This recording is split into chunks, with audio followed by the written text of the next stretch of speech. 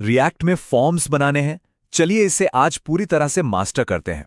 देखिए, किसी भी बेहतरीन ऐप की नींव क्या होती है? वो होती है यूजर इनपुट। और आज हम इसी की हर एक बारीकी को समझने वाले हैं। तो जरा सोचिए, दुनिया के जितने भी बड़े और बेहतरीन वेब एप्लीकेशंस हैं, वो आखिर शुरू कैसे होते हैं?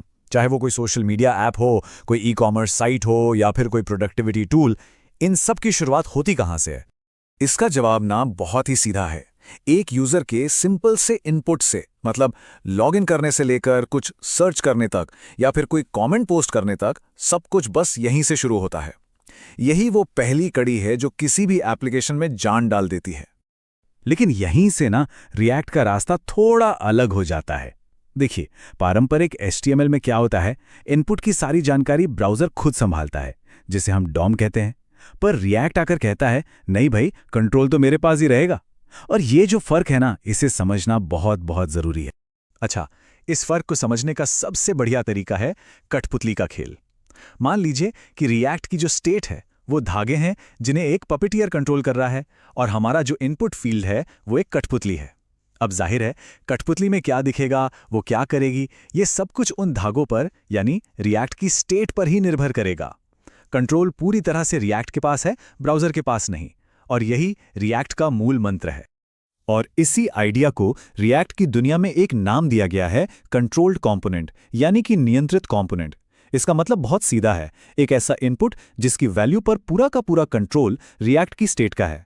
मतलब रिएक्ट को हमेशा पता होता है कि इनपुट की वैल्यू क्या है, और उसे बदलने का हक भी सिर्फ और सिर्फ रिएक्ट के पास ही है। ये एक लाइन है जिसे हमेशा गांठ बांध कर रखना है। रिएक्ट में यूआई हमेशा स्टेट का आईना होता है। जो स्टेट में है वही स्क्रीन पर दिखेगा। ये दोनों हमेशा एक दूसरे से जुड़े रहते हैं। समझ लीजिए, ये रिएक्ट का गोल्डन रूल है। तो चलिए, थ्योरी बहुत हो गई, अब इस सिद्धांत को एक्शन में देखने का समय आ गया है। आइए अपना पहला सबसे बेसिक कंट्रोल्ड इनपुट फील्ड बनाते हैं। ये ना एक परफेक्ट लूप है, एक पूरा सर्कल। देखें कैसे। सबसे पहले स्टेप 1, यूज स्टेट का इस्तेमाल करके हम डेटा रखने के लिए एक स्टेट बनाते हैं। फिर स्टेप 2, इनपुट के वैल्यू को उस स्टेट से जोड़ देते हैं। और आखिर में स्टेप 3, जैसे ही कोई कुछ टाइप करता है, ऑन चेंज इवेंट हमारी स्टेट को नई वैल्यू से अपडेट कर देता है। स्टेट बदली तो यूआई बदला। ये हमेशा सिंक में रहते हैं। ठीक है, एक इनपुट तो समझ आ गया, पर असल दुनिया में तो पूरे के पूरे फॉर्म्स होते हैं ना। तो चलिए अब इसी कॉन्सेप्ट को एक आम से लॉगिन फॉर्म पर लागू करके देखते हैं। तो जब एक से ज्यादा इनपुट्स हों तो सबसे सीधा तरीका क्या है? यही कि हर एक के लिए अलग अलग स्टेट बना ली जाए, एक ईमेल के लिए और एक पासवर्ड के लिए। इससे हमारा कोड काफी साफ सुथरा और व्यवस्थित रहता है। और जानते हैं, इस तरीके का सबसे बड़ा फायदा क्या है? प्रेडिक्टेबिलिटी, यानी कि किसी भी पल हमारे पास फॉर्म का पूरा अप टू डेट डेटा हमारी स्टेट में मौजूद होता है। कोई छिपी हुई वैल्यू नहीं, कोई सरप्राइज नहीं। और जब सब कुछ स्टेट में होता है ना, तो गलतियों को ढूंढना यानी डीबगिंग बच्चों का खेल हो जाता है।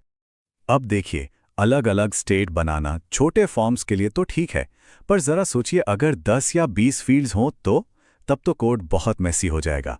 इसीलिए बड़े फॉर्म्स के लिए प्रो डेवलपर्स एक ज़्यादा स्मार्ट और स्केलेबल पैटर्न का इस्तेमाल करते हैं।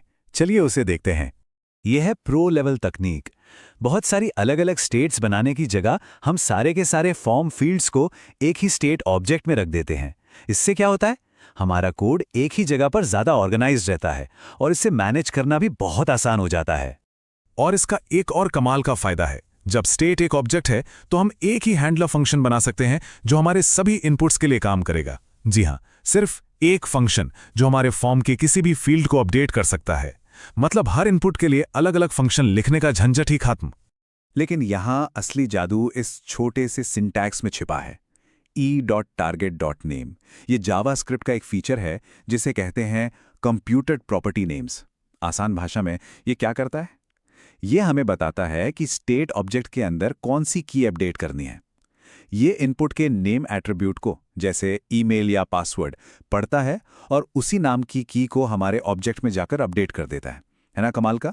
तो अब हम ये पावरफुल पैटर्न तो जान गए हैं, लेकिन इसे इस्तेमाल करते समय कुछ बहुत आम गलतियां होती हैं जिनसे बचना बेहद ज़रूरी है। चलिए उन पर एक नज़र डालते हैं ताकि हमारा कोड हमेशा हर बार सही काम करे। ये हैं वो 3 सबसे आम गलतियां। सबसे पहली, वैल्यू प्रॉप को भूल जाना। अगर ये नहीं लगाया तो स्टेट बदलने पर भी इनपुट में कुछ नहीं बदलेगा। दूसरी, सबमिट पर e.prevent-default ना लगाना। अगर ये भूल गए तो पूरा पेज रिलोड हो जाएगा और हमारी सारी स्टेट गायब। और सबसे जरूरी, स्टेट ऑब्जेक्ट को सीधे सीधे कभी ना बदलें। हमेशा स्प्रेड सिंटैक्स यानी .prev से एक नया ऑब्जेक्ट बनाकर ही स्टेट अपडेट करें ताकि रिएक्ट बदलावों को सही से ट्रैक कर पाए। और अब जरा भविष्य पर भी एक नजर डालते हैं। रिएक्ट 19 में जल्द ही बिल्ट इन फॉर्म एक्शंस आने वाले हैं, जो सर्वर के साथ काम करने वाले फॉर्म्स को और भी आसान बना देंगे। पर अच्छी बात यह है कि आज हमने जो सीखा है ना, वो इन नए और पावरफुल फीचर्स के लिए एक बहुत मजबूत नींव का काम करेगा। तो ठीक है, हमने फॉर्म से डेटा को पकड़ना और उसे स्टेट में मैनेज करना तो सीख लिया, लेकिन असली काम तो अब शुरू होता है ना। असल दुनिया के एप्लीकेशंस में इस डेटा को कहीं भेजना भी तो होता है, जैसे कि किसी सर्वर पर। तो सवाल ये उठता है कि अब आगे क्या?